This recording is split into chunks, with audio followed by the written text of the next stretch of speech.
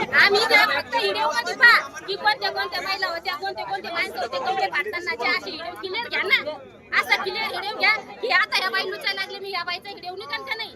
काय असे कपडे फाडायचे तर जाऊन उभं राहायचं, म्हणायचं मी कपडे फाडेन, मी हे केलं मी ते केलं.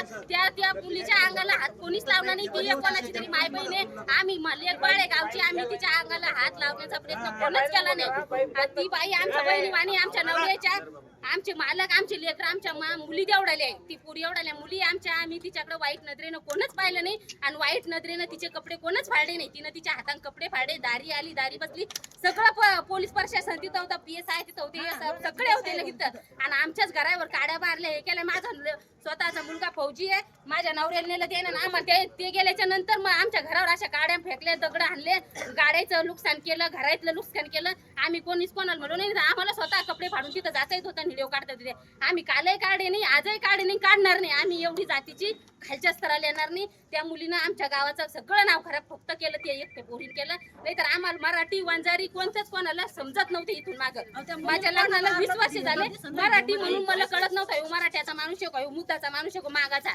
आम्हाला कोणताच कळत नव्हतं. आम्हाला शिवाजी महाराज आम्हाला लागते. आम्ही त्या जागा दिली, बळी व्यापारी आले, त्यांनी सांगितलं की इथं जागा घ्या बा, याच्यात ग्रामपंचायत मध्ये जागा घ्या. आम्ही स्वतः 500-500 रुपये वर्गणी करतो, त्याला देतो. आम्ही त्याच्या गळ्यात हार घालायला अजूनही तयार आहे, इथून पुढे तयार आहे.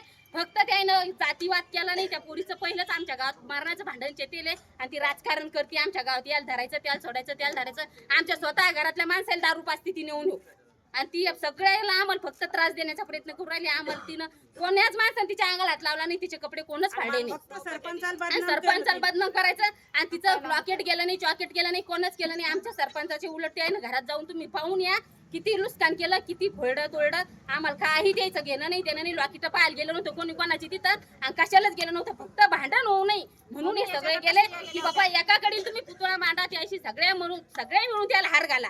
1000चा नका आणू, आम्ही लाखाचा हार घालून आणायला तयार होतो, घालायला तयार होतो. फक्त तुम्ही विटंबना करू नका. मधात पुतळा मांडला, कोणाची लाट लागणार तर इतक्या मधात जर एक बाई बसेल असली, सगळे लाटा लागणारच झाल्या. त्याला एकाकडे असले त्याचा सन्मान करणार आहे, जे माणूस एकाकडे बसेल त्याचा सन्मान होणार आहे. मधात असलेल्या माणसाचा सन्मान कसा होईल? त्याला लाट लागन, हात लागन, त्याच्या जेवलेल्या पत्तरवाळी त्याचं पाणी जाईन, हे जाईन.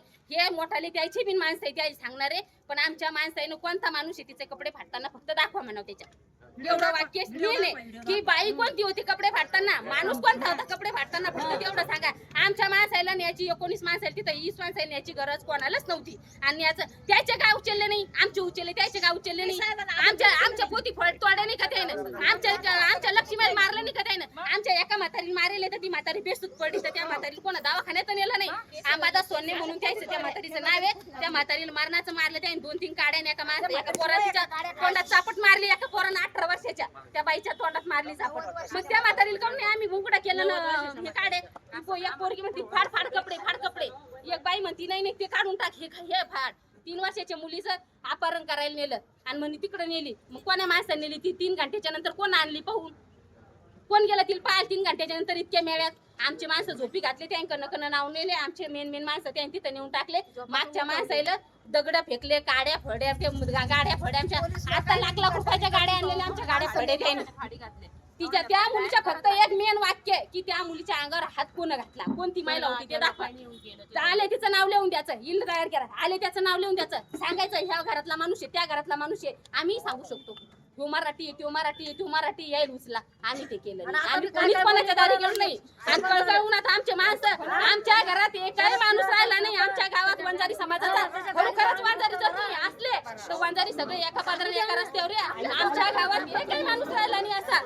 एक माणूस बिन आमच्या गावात भाकरी नाही. आमच्या माणसाला 3 दिवस झाले आमच्या गावातल्या लेकरं बाळ लहान बाळात निमायला आहे, त्याला भाकरी नाही आमच्या गावात. यायनं दगड फेकले काल जरांगे पाटील आला. आम्ही जरांगे म्हणत नाही त्याला, जरांगे पाटील म्हणतो. ते खरं ना आम्हाला असे कैच्या काही उत्तर कुत्रे. आम्ही आदर करणारे लोक आहे, ते आदर केला नाही त्यानं असे धडाधड लाकडं फेकले. त्या बाई काय काड्या मारायची गरज होती? त्या बाई चापटा मारायची काय गरज होती? काय म्हणून चापटा मारल्या? आमचा माणूस तर त्याच्यात गेला बी नव्हता. व्हिडिओ मध्ये दाखवा की आमच्या माणसाला संजय मुंडे माझ्या नवऱ्याचं नाव आहे. जर आमचा संजय मुंडे मग कुठं दिसले की इथं या बाईच्या अंगाला हात लावताना आयुष्यभर ते राव घेऊन कुठं राव द्यायचं. आमचा माणूस नव्हता, आमची बाई नव्हती त्या बाईचे कपडे फाडायला. आणि एवढ्या खालच्या तराचे नाहीच आम्ही की तिचे लगे उघडं करू, कारण ती आमची बहीण आहे, आमची लेक बाळ आहे. तिच्या वयच्या आम्हाला बहीण आहे, तिच्या वयच्या आम्हाला मुली आहे. हीच कळकळीची विनंती. धन्यवाद साहेब. फक्त आमच्या माणसाला तितक्या न्याय देतो तुम्ही आणि वंजारी समाज एक व्हा.